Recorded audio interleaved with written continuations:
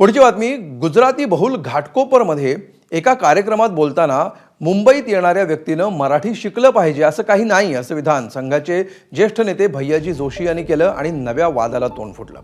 भैयाजी जोशींच्या विधानावर ठाकरे बंधूंनी जोरदार टीका केली आहे। तर ठाकरे बंधूंच्या अवलादी कोणत्या शाळेत शिकल्या असं सवाल करत गुणरत्न सदावर्तेंनी ठाकरेंवर निशाणा साधलाय।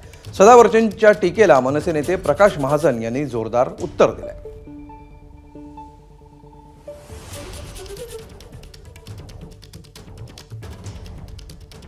जे टीकाकार टीका करत आहेत, जे दात काढत आहेत, म्हणजे खास करून आदित्य सारखे म्हणजे अर्ध्या हळकुंडानं पिवळे झालेले म्हणायचं नाही आहे मला, परंतु जरा ज्ञान स्वतःच्या डोक्यामध्ये पाजरून घ्यावं की भाषेची जननी कोण आहे आणि त्याच्यानंतर आपल्याला भाषेचं काहीतरी माहीत असायला पाहिजे, मूल तत्व मूल मंत्र, त्यानंतर बोललं पाहिजे।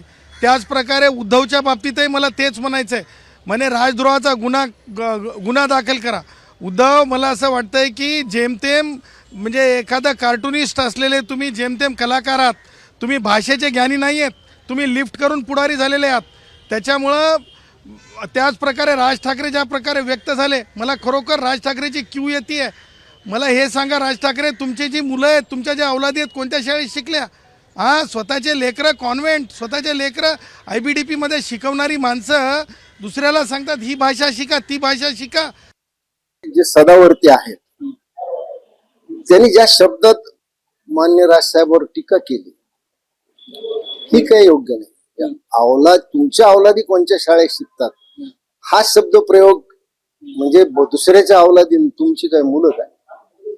मला तर हे म्हणणं आहे की सदावर्ती साहेब, तुम्हाला जर अॅट्रॉसिटी कायद्याचं संरक्षण नसलं असतं याचं मी तुम्हाला चांगलं उत्तर दिलं असतं, पण आपल्याला अॅट्रॉसिटी कायद्याचं संरक्षण आहे म्हणून इतरांच्या मुलांना अवलादी म्हणणं हे काय, मला तर नेहमी असं संशय राहून वाटतो की गुणवंत सदावर्ते यांच्या मेंदूमध्ये पाण्याची पातळी कमी झाली काय? ABP माझा, उघडा डोळे बघा नीट।